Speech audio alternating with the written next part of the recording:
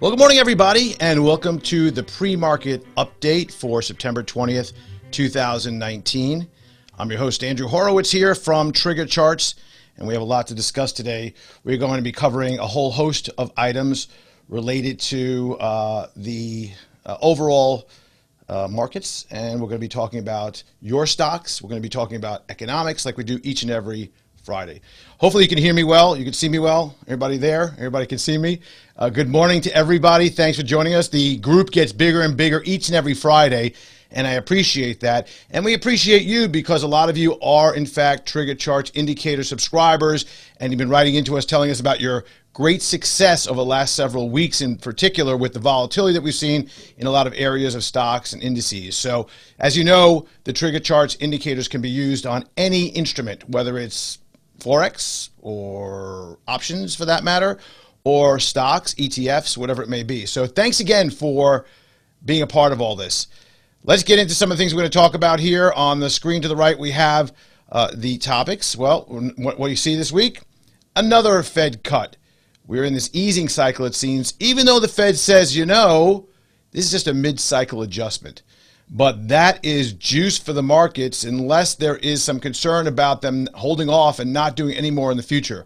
The fact is that a lower interest rate boosts stock valuations just by simply a calculation process utilizing things like a dividend discount or an earnings discount model. Basically, what we're finding is that once you have further liquidity in the markets, if in fact the Fed does start their bond buying program again, you may even see further lift, regardless of what the valuations are. More money in the system looks to find place to invest. Risk assets are the place to be, and the opportunity is there, so therefore money just starts to flow in. So if you're on the fence and you're wondering, hey, you know what, I don't want to invest at these valuations, markets are too volatile, or any of the other things, the wall of worry that we describe it as, maybe you should consider the fact that don't fight the tape, don't fight the Fed, and consider looking at opportunities both on the long and the short side of the equation. And that's what we really do and focus in on at TriggerCharts. Just a quick check here to make sure that everybody can hear me. I'm going to put a little hello in the chat on the bottom there. I want to make sure that I'm not talking to air because sometimes we forget to put on the microphone and things like that. But it looks like everything's running pretty well on the board and overall. So if you could chat me back right now, just give me a quick chat, prove that you are in fact alive and that you can hear me. I appreciate it. Well, there we go. A few. Thank you so much. Okay, good. Great. All right. Thank you. Perfect. All right. So what else do we have? Well, we have repo operations that are going on. Kind of an interesting situation that all of a sudden, out of nowhere, we have this incredible amount of concern over the money market markets. The short-term overnight lending rate skyrocketed close to 10% over the weekend into Monday, and the Fed had to do a repurchase operation in basically injecting $75 billion into the money market area. Now, they called this a technical adjustment and a technical concern, mainly because of the fact that there was this end-of-month situation with corporate money and the tax bills that were due by companies paying the withholding tax. And there was just a technical measure where there was just somehow not enough cash in the system. Well, $75 billion was Monday. Magically, Tuesday, there was another $75 billion.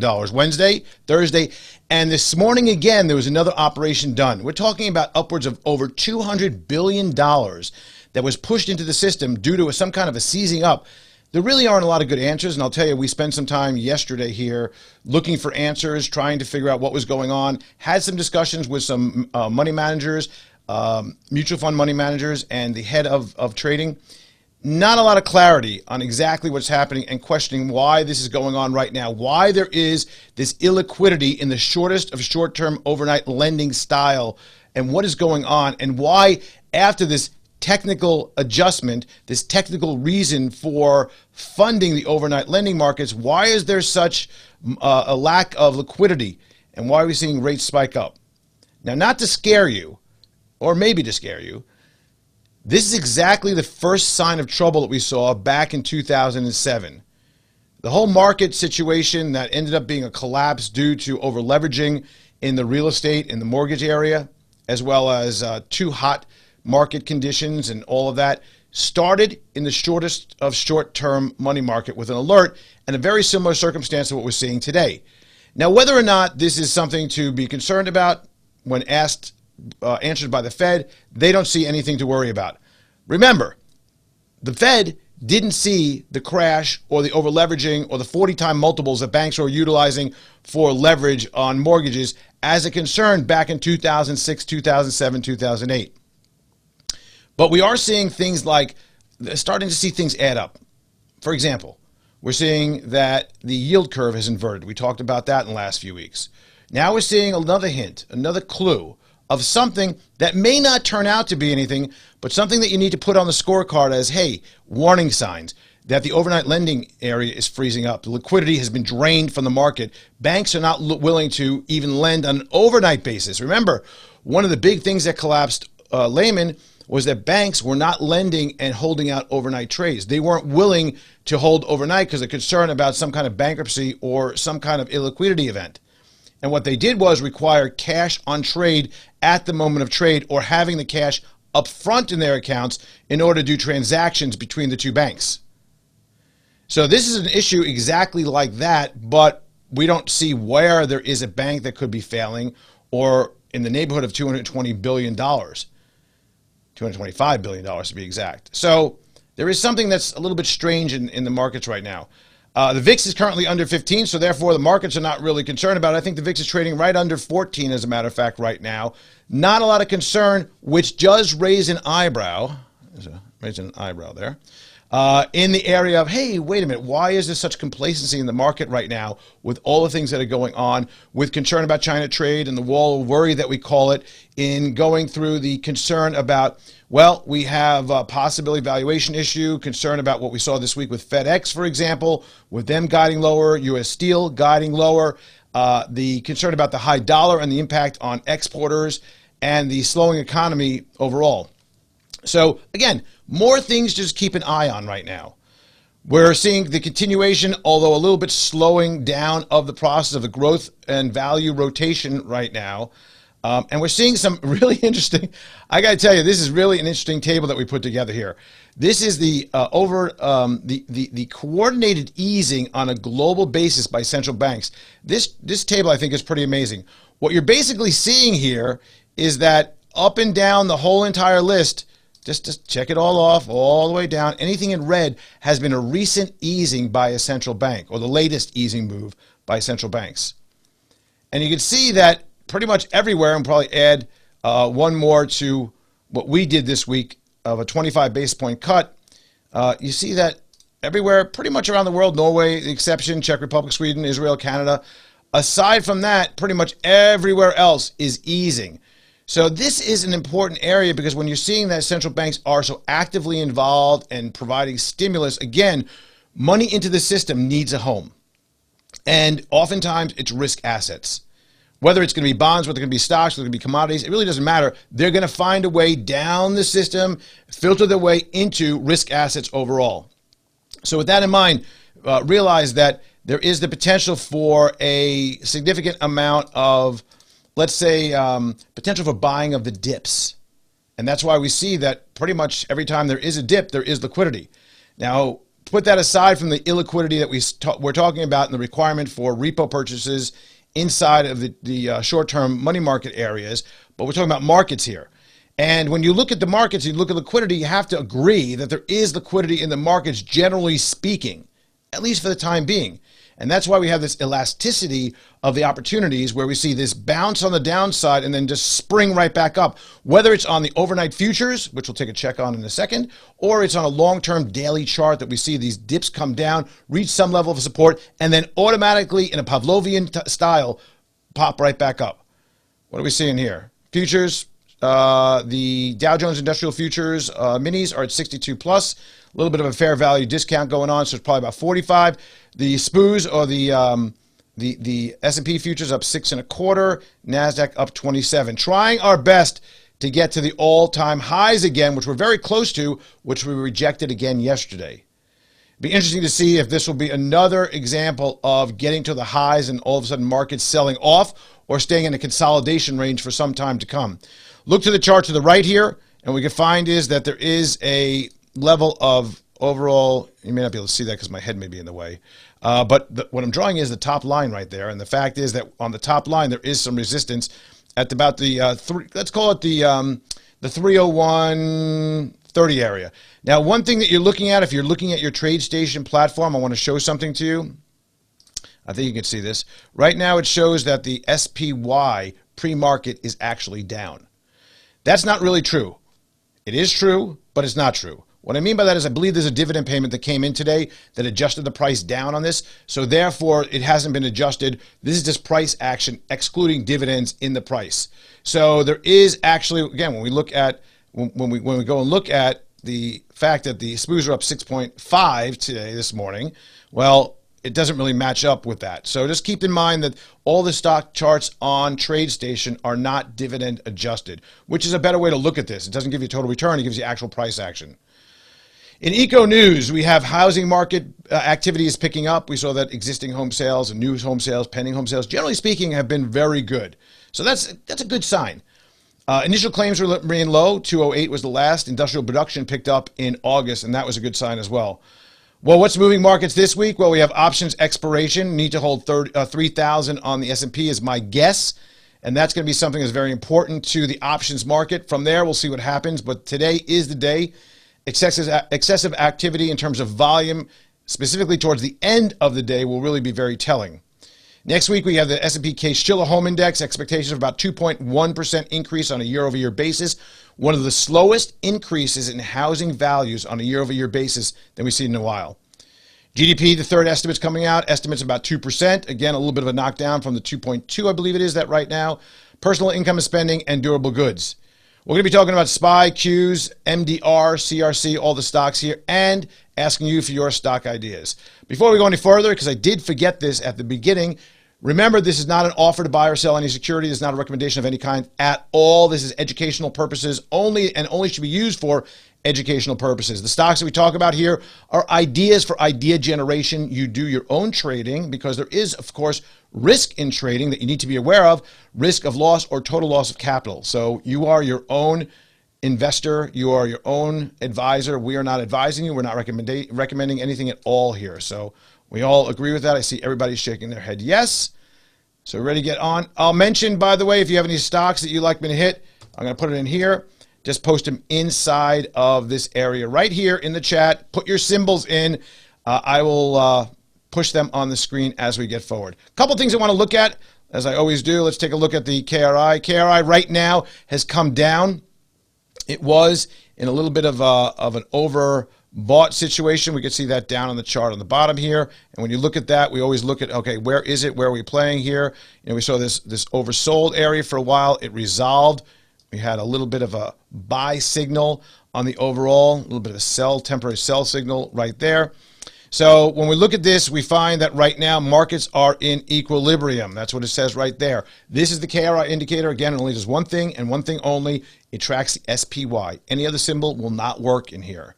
It looks at the broad market participation, psychological indicators. It looks at the trend. You know that if you see a decent trend to the upside or markets in equilibrium, pretty much better shot to be longer than short if the trend is in that direction.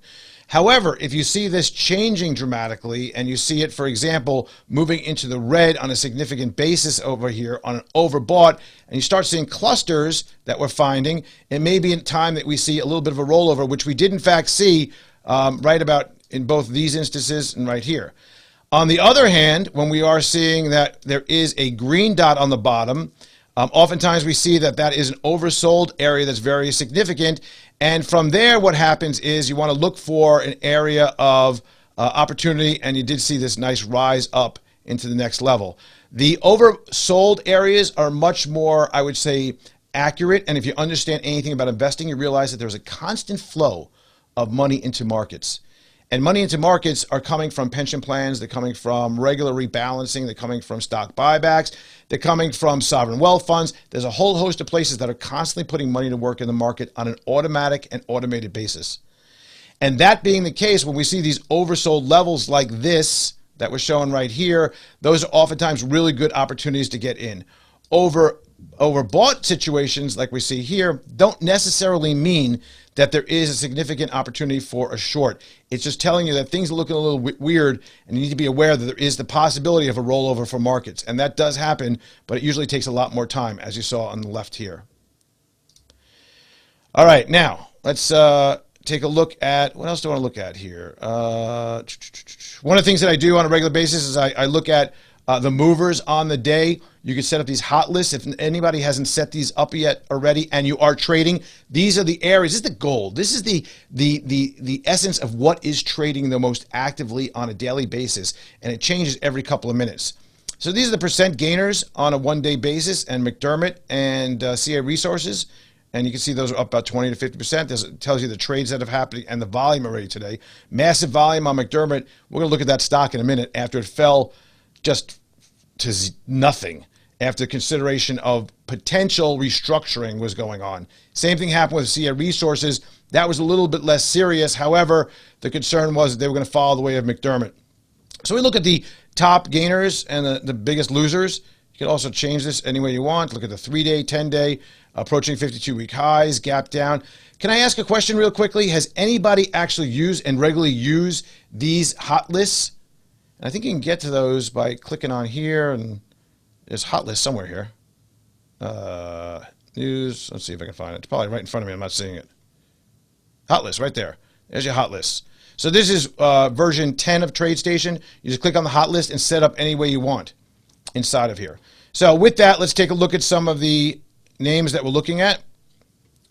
So I mentioned SPY earlier today. Again, a really good level of support on the 60-minute chart here going way across. We always look at those lines, the altimeter, where there is a significant amount of long-term volume. And what we see here is that from about, I would say that this line extends from about the 12th till now. Basically, this line of support that we see, the red line on the top there.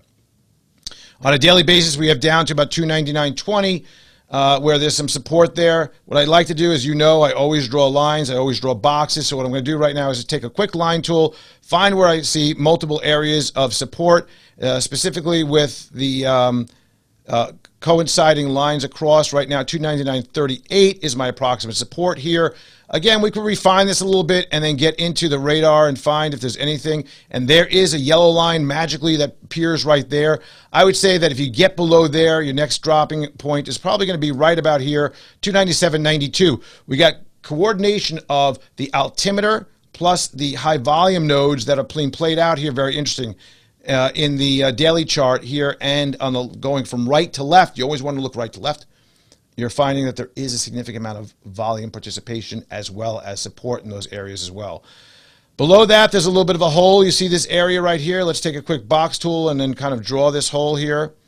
And that's a concerning area, that there is not much participation. The volume pretty much dried up. And I would say that at that point, you've got down to probably about right there, 295 on the downside right now. Not a big deal. 2% downside on the S&P 500 isn't a big deal, but there is that opportunity that we're seeing that's happening right now. So just be aware that you use these tools. Very easy to use, really easy to use. You know why they're easy to use? I built them for me, and I need it easy to use. So we built these specifically so that I could just take a quick glance at it and say, okay, where are we? Where's support? Where's resistance? If I look at the chart and I kind of really focus on this, where is the levels that are really concerning? The same thing with this radar screen on top. So the radar screen is showing me that there is a trade bias on a weekly basis that's not there. It's in consolidation mode. Anything that's blank is consolidation. Long 12 days, which coincides to this chart here. 12 bars, in this case it's days, are long. Nothing on the 240 to 120. I believe this is 120. Let's look at this. Did I make it 60? This one's 60 now. The 60 is 8 bars, and there is a short alert, although I will discount this for a moment. We have a long bias on the longer term time frames. That's the most important thing. Let's look at MDR. This is pretty ugly. Now, MDR, you did have a great call on the 60-minute chart here. You had a decent call here on the daily chart. It happened pretty quickly.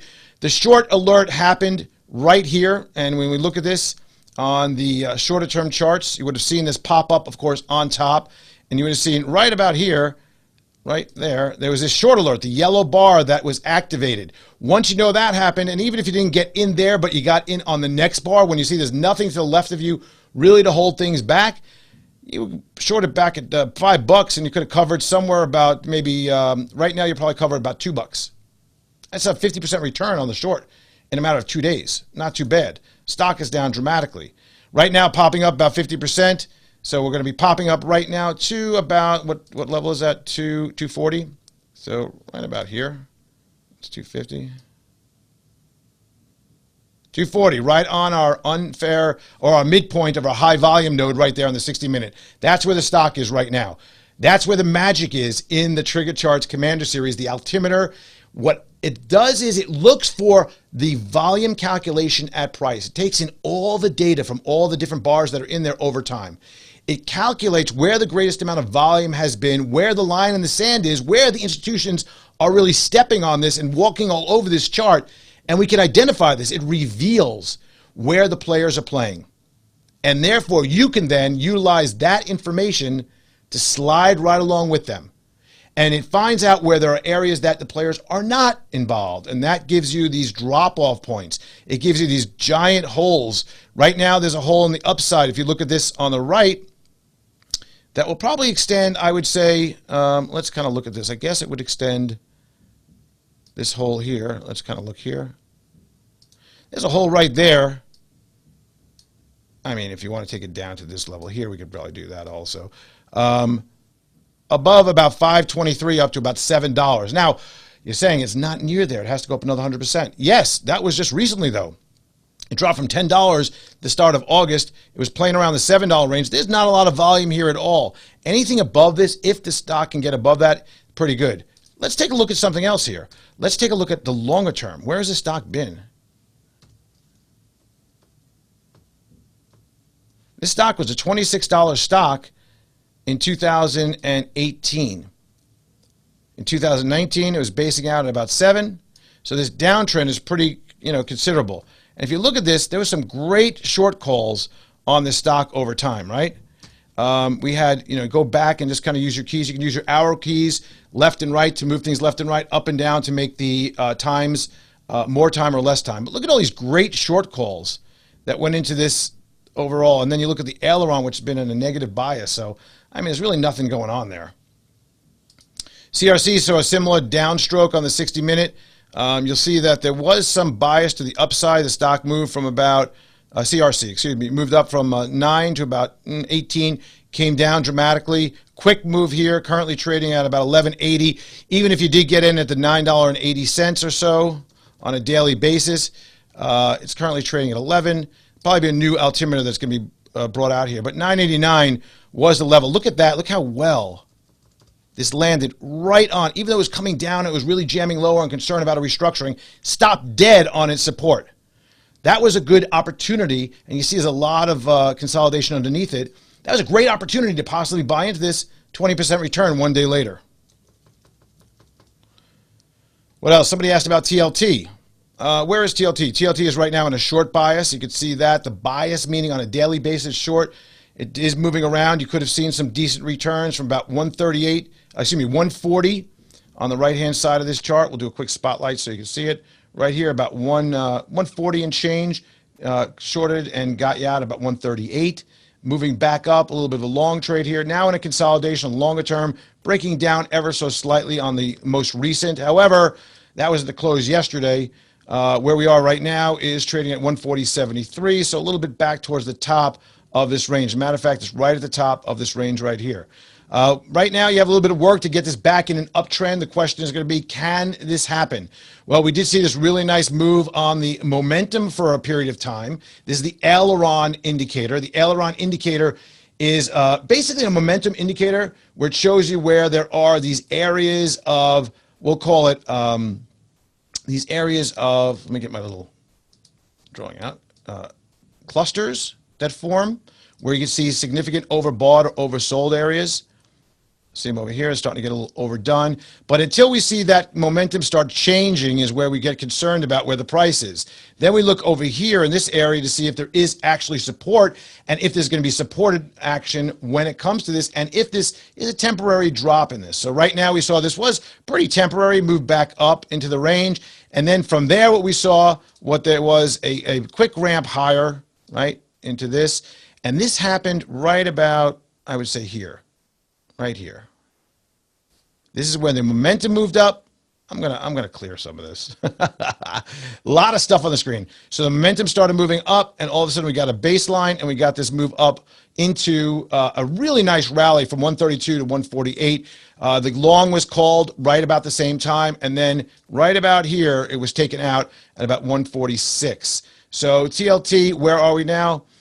You're in no man's land right now. I mean, the fact of the matter is, when you look at this, and we again draw some very basic items on here, you know, you have that range to contend with. Probably the bigger range in the same area is down to about 136. And frankly, I think really your real support, well, that's not going to work so good. Let's clear that. The real support and the range that you're really dealing with right now, I would say this is the area that I would look at. 140 down to about 134 on TLT, depending on, of course, what happens with the overall interest rate environment. Let's take a look at MNST. Pretty wild, downgraded, upgraded, downgraded, upgraded. In a gigantic, can you see this? A gigantic consolidation range.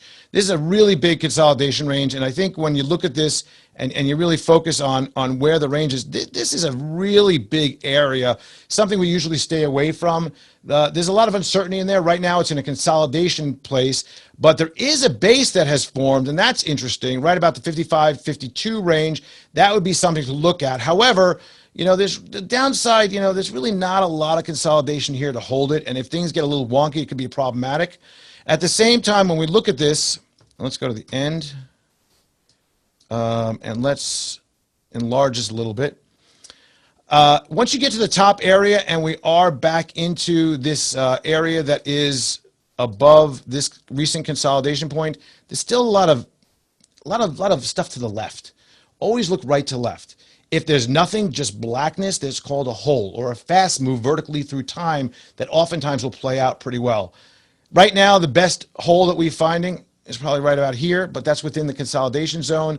I don't know if that's something I'd really like to get involved in too significantly.